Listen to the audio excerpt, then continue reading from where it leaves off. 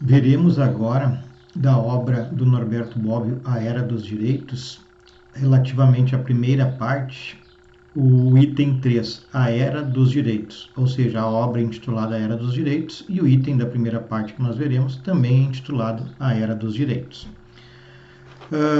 Segundo Bobbio, quais são as características do nosso tempo?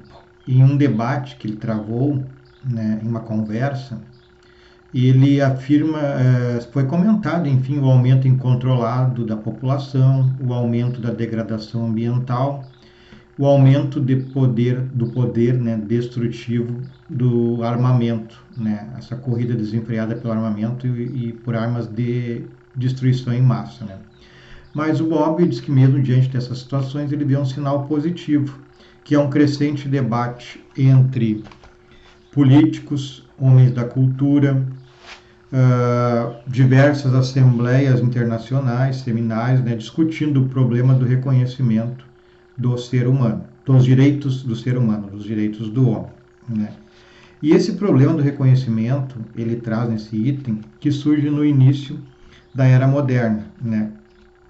Como? Com a difusão das doutrinas justnaturalistas, das declarações dos direitos do homem, das constituições dos estados liberais, o nascimento dos estados liberais, né? E continua com a afirmação do Estado de Direito, que ele vai surgindo com mais força até nessa atualidade, né? E principalmente após a Segunda Guerra Mundial, né, que essa discussão dos direitos fundamentais entra na pauta internacional das discussões. Após então o Holocausto, né, vem esta discussão mais forte no plano internacional, inclusive desencadeia o surgimento ou a alteração, né, da Sociedade das Nações Unidas para a ONU. Mas atualmente o debate sobre os direitos, né, do homem, eles, na visão do Norberto Bobbio, são cada vez mais amplos e intensos. Envolvem, né, todos os povos da Terra, ou seja, uma amplitude maior que, de uma maneira ou de outra, a maior parte dos povos, dos estados, acaba se envolvendo de uma maneira ou de outra nesses debates sobre o direito do ser humano, o direito do homem. Porque está na ordem do dia das principais assembleias internacionais, principalmente, né, a ONU, que trava esses debates. E para ele isso é um sinal premonitório do progresso moral da humanidade, né? E o progresso, né, o constante progresso do homem que foi sugerido por Kant, o Bobbio também faz uma análise, ou seja, para o Kant o homem está em constante progresso. E aí o Bobbio faz uma análise dividindo em dois pontos esse constante progresso sugerido por Immanuel Kant. Há o processo científico, e este é efetivo, né, é contínuo e irreversível. Isso nós vemos a olhos nus, né? Olha a tecnologia que diariamente surge, né? Principalmente agora com a internet, com a questão dos estudos, né, para doenças, para melhorar a qualidade e a quantidade de vida do ser humano, né? Então isso é indubitável e nós conseguimos ver a olhos nus e é irreversível, só tende a aumentar esse progresso científico. Mas o Bobbio faz uma referência a um segundo ponto, que é o progresso moral, né? Este para ele é mais problemático, né? Primeiro, o que é moral? Primeira coisa é saber o que é moral. Cada pessoa pensa de uma maneira, tem o seu conceito de moral. E para ele não há indicadores para medir, né, o progresso moral de um povo, né? No progresso científico há claramente como nós entendermos e verificarmos que ele está evoluindo, mas no processo moral, para o Bobbio, é difícil saber, não há indicadores para fazer essa medição. Então, como dito, para ele, o conceito de moral é problemático, né? Porque o problema é buscar sob o ponto de vista racional, já que pelo ponto de vista religioso nós temos uma ideia do que é moral, né? A questão do pecado, a questão dos 10 mandamentos, a moral cristã, nós entendemos, né? Pela Bíblia, pela doutrina religiosa, mas e do ponto de vista racional, o que é moral? Esse é o problema apontado pelo Bobbio, né? Para ele, a história humana é muito ambígua, né? Mas ele entende que o mal sempre prevaleceu sobre o bem, né? A dor sobre a alegria e a morte sobre a vida. Então, para ele, a parte obscura do homem é maior que a parte clara, né, da vida humana. Mas, com a discussão dos direitos humanos, ele apresenta que uma face clara ela aparece na vida humana, ainda que por tempos com breve duração. Ele dá alguns exemplos, como a abolição da escravatura, a supressão dos suplícios antes das penas de morte, a própria supressão da pena de morte em muitos estados, né? Os movimentos ecológicos, os movimentos pacifistas seriam essa face clara sobre a face obscura da vida humana. Porém, ele entende que isso são movimentos que, por vezes, são passageiros, né? Curta duração, como ele diz. Né? Então, se nós pegarmos a abolição da escravatura, realmente foi abolida a escravatura, mas hoje nós temos outros meios da escravidão, como o trabalho escravo, né? Em países como o nosso, o Brasil, né? De terceiro mundo, são evidentes e contínuos. Então, há um interesse, e isso é importante na visão dele, diante dessa problemática agora citada, da obscuridade da vida humana ser superior aos movimentos de clarividência, que é o interesse, né, de partidos políticos, de governos, para a afirmação dos direitos humanos. Ele acha que isso é um ponto importante, né, o envolvimento dos governos e dos partidos políticos para discutirem os direitos fundamentais. Então, são esforços para a limitação do mal, na palavra dele, né, e nasce da consciência do estado de sofrimento e do maior período de obscurantismo do que o período de claridade da vida do ser humano. O mundo, para o Bob, é hostil pela sua e pela natureza frágil do ser humano, né? E para a preservação da relação com seus semelhantes, o homem reage pela sua natureza frágil. O homem é um ser frágil, ele é mais frágil que os outros animais, né? Então o homem ele reage inventando técnicas de sobrevivência. Roupa, armas, casa, por exemplo, né, são técnicas para a sobrevivência, já que o homem tem uma natureza frágil. E para a defesa contra os demais semelhantes, né, o que o homem criou são as regras para frear impulsos agressivos com a aplicação de penas, por exemplo, né? E também essas regras, além de frear esses impulsos agressivos, estimulam impulsos de colaboração e solidariedade, né? As regras, então, visam obter comportamentos desejados com sanções celestes ou terrenas, né? Celestes, como os 10 mandamentos. Então, o homem se preocupa, né, quando se cria regras como os 10 mandamentos, é a sanção celeste, é o divino, é o céu ou o inferno, né? Os códigos morais dos cristãos e as regras terrestres, que são as nossas leis criadas aí no Estado Democrático de Direito, por exemplo, por um parlamento legítimo. E ele cita assim grandes obras, né, que estudaram a moral, grandes obras da moral, né? Cita nomes da antiguidade como Minos, Licurgo, Silon, que foram legisladores expoentes, ou trabalhavam as questões da legislação. Cita Rousseau também como um expoente da moral, do estudo da moral. Grandes obras de moral são os tratados sobre as leis, e aí ele cita, né, esses tratados, né, Platão em As Leis, Cícero das Leis e Montesquieu do Espírito das Leis. E ele cita uma passagem de Montesquieu, né, que diz na sua obra: mesmo o homem tendo sido feito para viver em sociedade, este homem pode esquecer que existem também os outros homens. Isso é o egoísmo que é natural do ser humano, né? Então, em virtude disso, há necessidade, segundo o estudo de Montesquieu, né, das leis, né, para que o homem não esqueça que existem outras pessoas semelhantes, né, para que o homem não haja como se só existisse ele no mundo, né? Todas as pessoas devem ser respeitadas. E ele conclui dessas citações dessas pessoas, desses autores, né, falados, citados por Bob, que a função primária da lei é comprimir e não liberar, né? É restringir e não ampliar os espaços de liberdade do ser humano.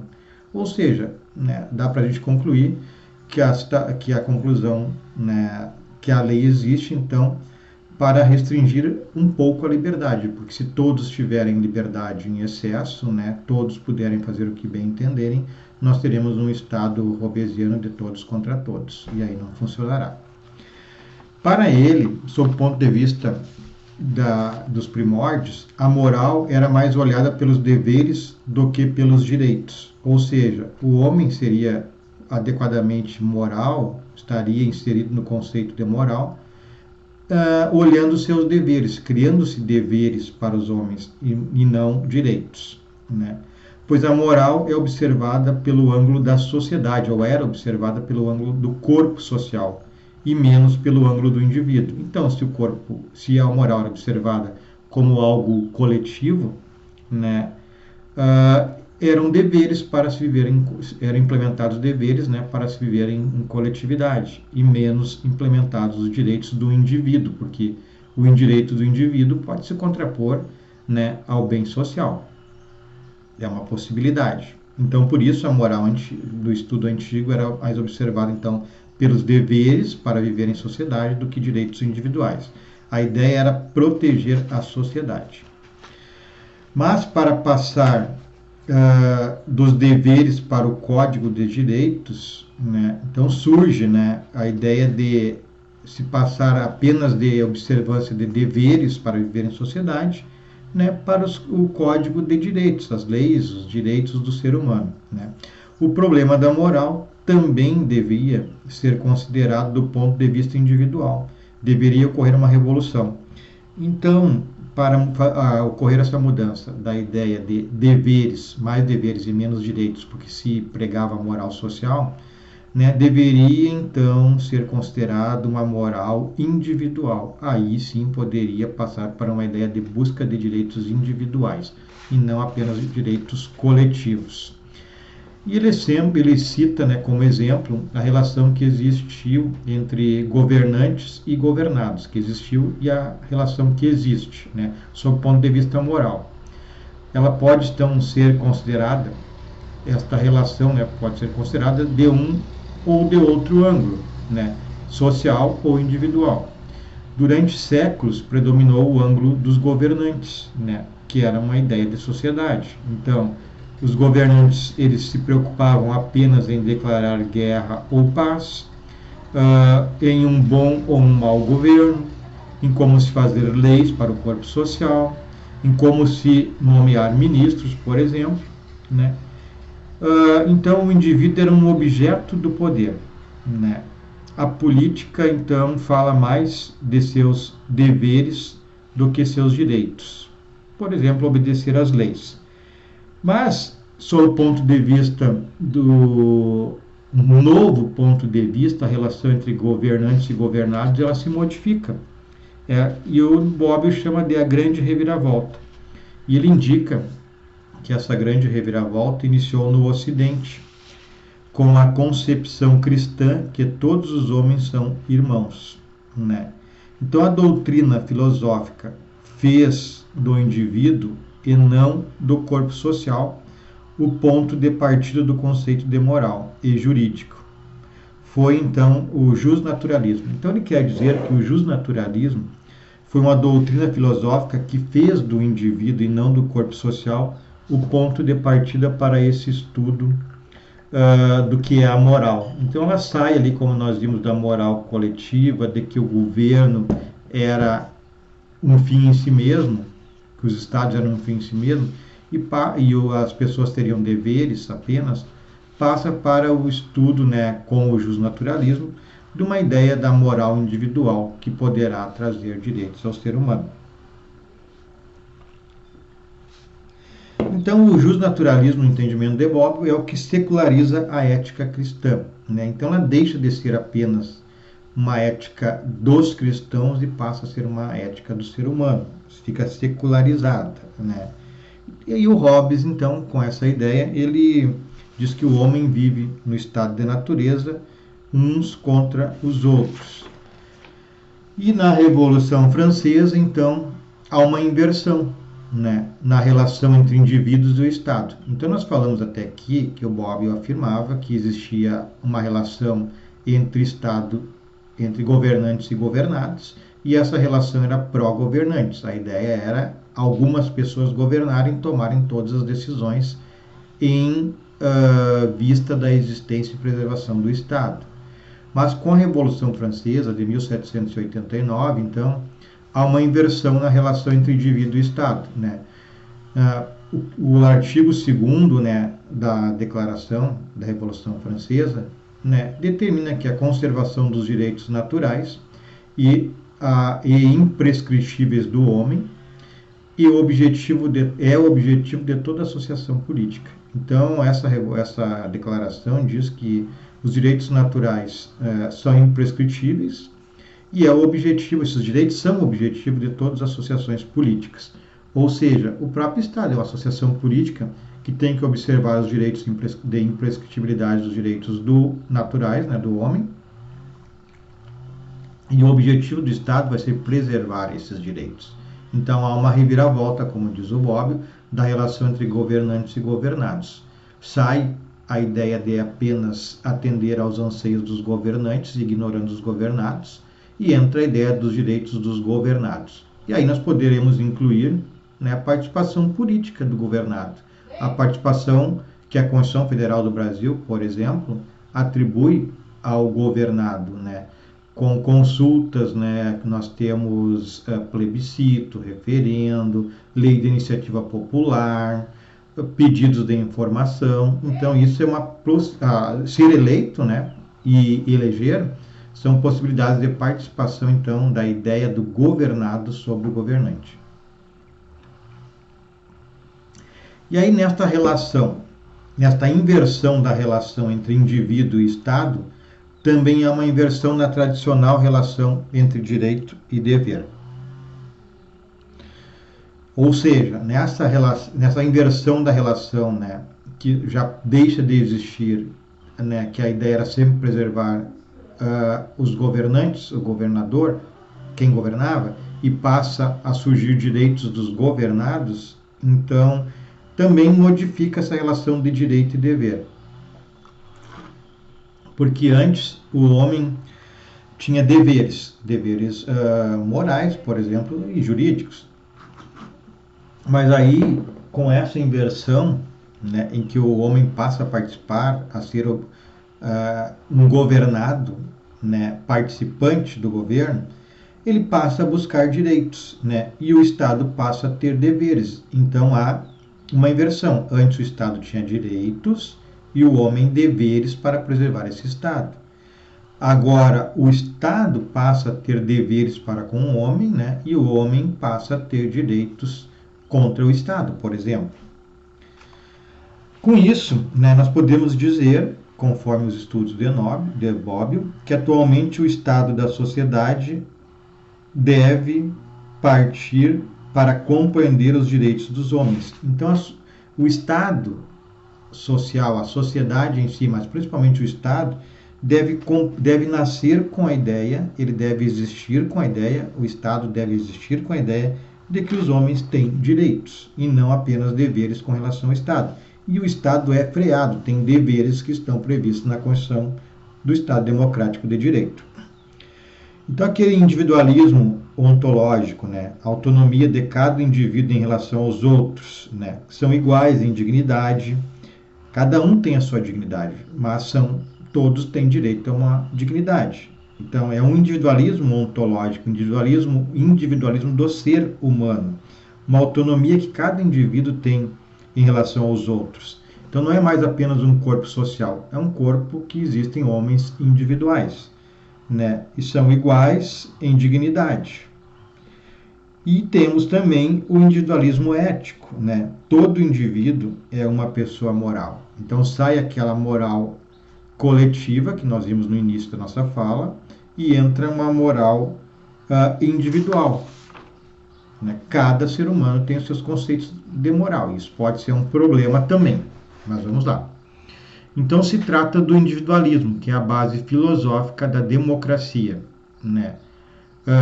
Bob exemplifica, né, sobre esse individualismo que é a base filosófica da democracia, ou seja, a preservação do indivíduo, do ser humano como indivíduo, né? Que ele dá um exemplo: cada cabeça é um voto, ou seja, o homem tem o seu direito individualmente, não coletivamente. E depois ele parte para os modernos direitos. Então sai do ponto de vista econômico, que ele cita que na República Romana, na época dos romanos, já existiam os direitos individuais, mas eles eram calcados sob o ponto de vista econômico e patrimonial.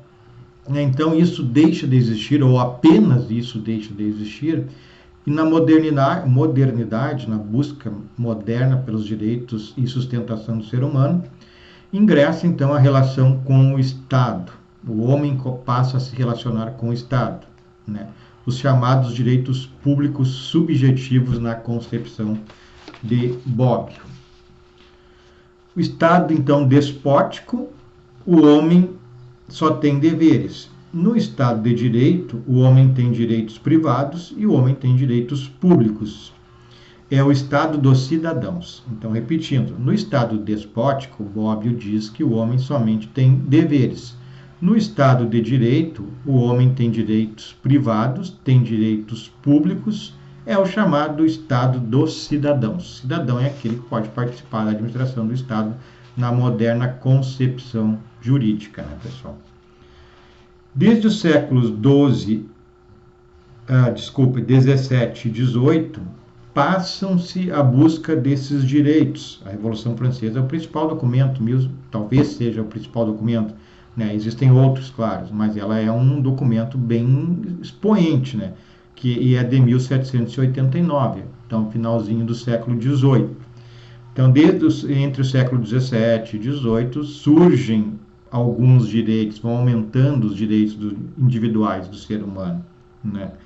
A doutrina dos direitos do homem evoluiu, então, segundo Bobbio, mesmo com negativas, refutações e limitações por parte de outros seres humanos, né? Mas a meta final de uma sociedade, para o Bobbio, é ser uma sociedade livre e de iguais, mas isso não foi alcançado. É uma utopia, ele entende. Então, mesmo que os direitos, a partir do século XVII, passaram a evoluir, né? Havendo refutações, havendo negativas limitações, mas evoluíram indubitavelmente, para ele a meta, que seria uma sociedade livre e justa, não foi alcançada até hoje e é uma utopia, né? Então foram percorridas, mesmo assim foram percorridas várias etapas e não se pode voltar atrás. Então Bobbio entende que houve avanço, sim, muito avanço nos direitos individuais do ser humano, né? Foram etapas percorridas mesmo com todas as negativas por parte de governantes, por parte de outros homens com outras ideias, né? Ideias autoritárias, mas houve uma passagem por etapas e essas etapas não mais retroagirão. Então, no início dessa busca dos direitos do indivíduo, a ideia simplesmente de liberdade, como direito de opinião, direito da imprensa, direito de reunião, de associação, da própria liberdade do indivíduo, né? Mas agora nós estamos numa nova etapa para o autor, né? Que os homens são sujeitos de direitos, né? Por quê? Qual é a diferença então da ideia de liberdade que eu falei lá, opinião, imprensa, reunião, para sujeitos de direito?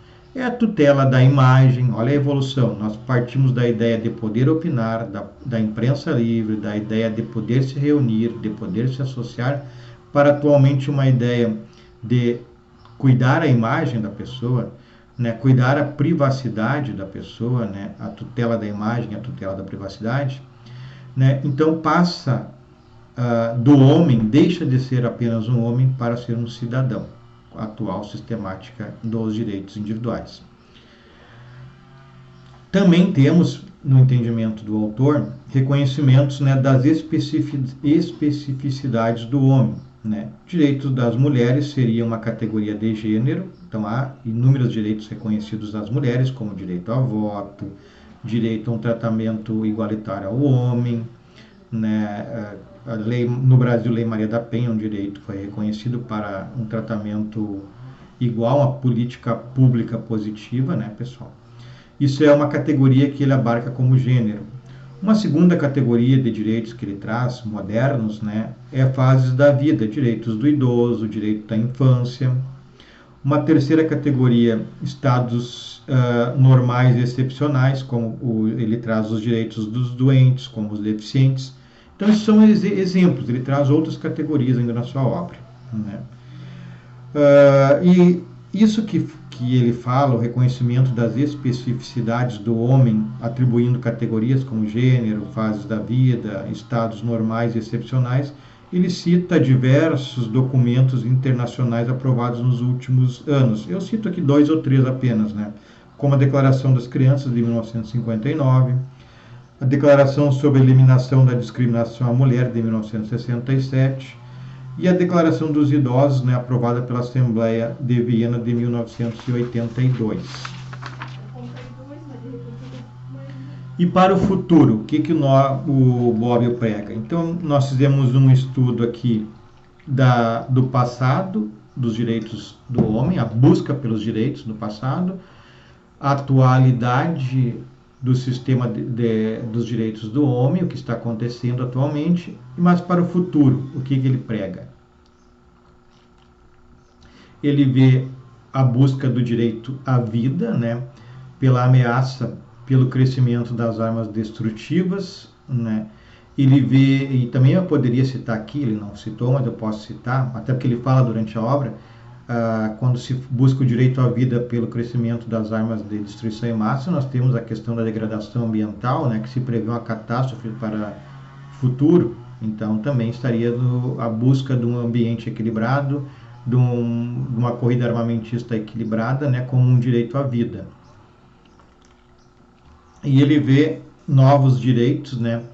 Os animais deixarão de ser tratados como objetos e serão tratados como sujeitos de direito. Isso nós estamos vendo na atualidade, que está evoluindo para esse lado aí dos animais serem sujeitos de direitos. Então, para o Bobbio, sai, né, o plano real, né, saindo do plano ideal, ou seja, repetindo, ele fala que o plano real é aquele que sai do plano ideal, né, pela construção de novos direitos, né, o que já vem ocorrendo. Então, nós temos sai esse plano real, né, pela construção de novos direitos, ou seja, nós temos um ideal e nós temos um real. O real é a busca de novos direitos que já vem ocorrendo. Mas para garantir a concretização desses novos direitos, né, se tem que buscar efetividade, se tem que debater e sustentar esses direitos e a busca de novos direitos. E aí ele afirma, Bobbio, que à medida que as pretensões aumentam, torna-se mais difícil garanti-las. Ou seja, à medida que os homens mais querem mais direitos, mais difícil é de garanti-los. E ele exemplifica com os direitos sociais, né? São mais difíceis de proteger todos os direitos sociais, saúde, previdência, educação, né, do que os direitos de liberdade, né? É mais fácil proteger os direitos de liberdade. Os direitos de liberdade, fazendo aqui um comentário meu, todos querem, do mais pobre ao mais rico. E os direitos sociais, menos pessoas precisam, algumas não precisam. Então é mais difícil, e até pela questão financeira, manter direitos sociais do que direitos à liberdade. E ele também afirma, né, que a proteção internacional dos direitos é mais difícil que a proteção interna. É claro, né, a proteção internacional são muitos estados, cada um com uma ideia, com uma cultura. E dentro de um estado, essa busca de uma ideia única é mais fácil do que no âmbito internacional. E ele prova essa situação, né, dizendo que o contraste entre a declaração e a sua consecução, ou seja, o contraste entre as declarações de direitos individuais e o que realmente é executado. Eu tenho uma declaração e tenho algo que é executado menos do que diz a declaração, né? Também ele cita a grandiosidade das promessas e a miséria de suas aplicações, de suas relações. São muitas promessas no campo, no campo dos direitos humanos e são bem menos as realizações dessas promessas. E ele termina, né, dizendo que a evolução dos direitos é um sinal de progresso da moral humana. Na realidade, ele deixa um questionamento. Ele não é uma assertiva, uma afirmação, um questionamento. Se a evolução dos direitos do homem é um sinal de progresso da moral humana. Ele deixa esse questionamento no ar. Ou seja, tivemos uma ótima evolução dos direitos do homem. O homem deixa de ser um objeto do Estado e passa a ser um sujeito de direitos. O Estado passa a ter deveres para com o homem e o homem passa a ter direitos no Estado. Mas isso é um sinal do progresso da moral humana? É um questionamento que ele deixa. E ele exemplifica, né, que a vertiginosa corrida armamentista que põe em risco a vida na Terra, né, o dano ambiental, isso é uma evolução, então, da moral do ser humano. Ele deixa esse questionamento no ar.